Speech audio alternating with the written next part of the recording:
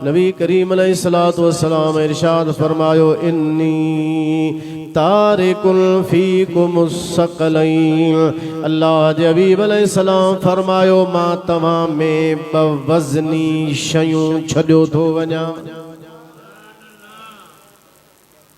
इन्नी तारिकुन मां छॾींदड़ आहियां फीकुम तव्हां जे अंदर असकलैन ब हिकड़ियूं वज़नी शयूं आहिनि जेके मां तव्हां उम्मत खे ॾियो थो वञा। हुज़ूर अलैहिस्सलातु वस्सलाम पंहिंजे ज़ाहिरी विसाल खां बाद में नबी करीम अलैहिस्सलातु वस्सलाम खे उहे ॿ वज़नी शयूं जेके ॾिनियूं उहे कहिड़ियूं। एक हदीस जे अंदर आ जेका तव्हां सां मशहूर ॿुधूं था। नबी करीम अलैहिस्सलातु वस्सलाम फरमायो उन्हनि वज़नी शयुनि मां हिकु अल्लाह जो क़ुरआन आ, ॿियो मुंहिंजी इतरत अहल बैत आहिनि।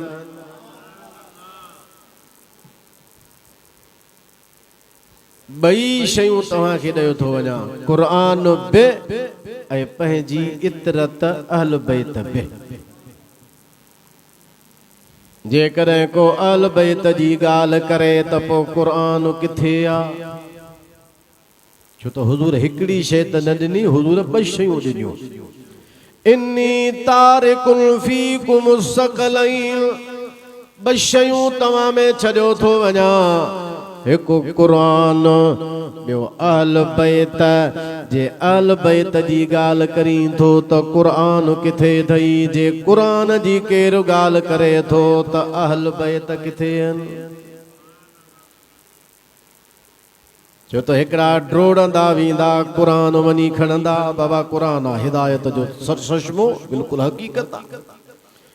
हुज़ूर फरमायो आहे मजतमा कौमुन फी बैतिन मिन बुयूतिल्लाह, का बि क़ौम जे अल्लाह जे घरनि मां कंहिं घर में जमा थिए यतलून किताब अल्लाह, अल्लाह जे किताब जी तिलावत कनि वयतदारसूनहु बैनहुम, हिक ॿिए खे अल्लाह जे क़ुरान जो दर्स ॾियनि माना सम्झनि सम्झाइनि।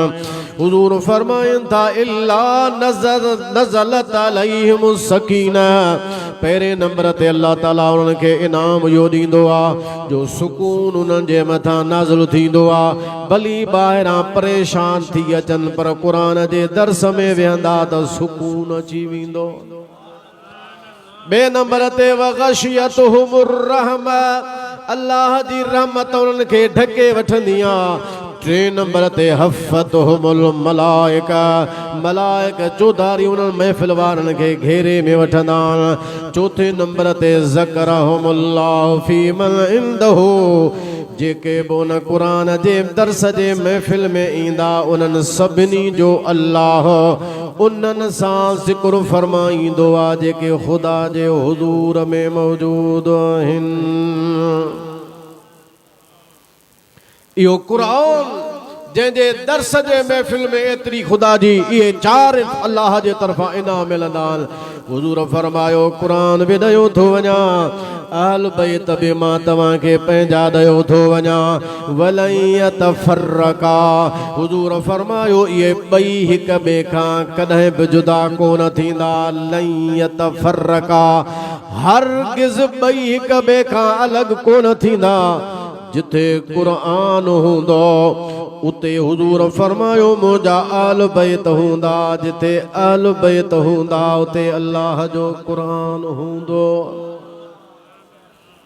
वलन यतफर्रका, हुज़ूर फरमायो ॿई हिक ॿिए खां कॾहिं बि जुदा कोन थींदा। हत्ता यरदा अलैयल हौद, एसी ताईं जो पाण फरमाईंदा जॾहिं क़यामत जो ॾींहुं थींदो त क़ुरआन ऐं मुंहिंजा अहल बैत इहे ॿई गॾिजी अचे करे मां मुहम्मद सां हौज़ कौसर ते मिलंदा।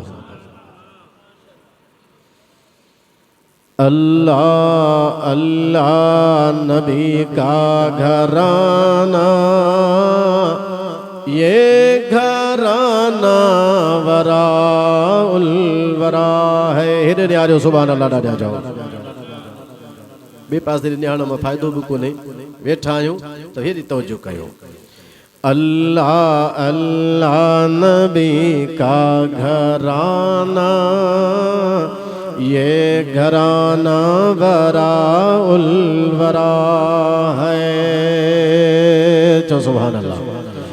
अल्लाह अल्लाह नबी का घराना, ये घराना वराउल वरा है।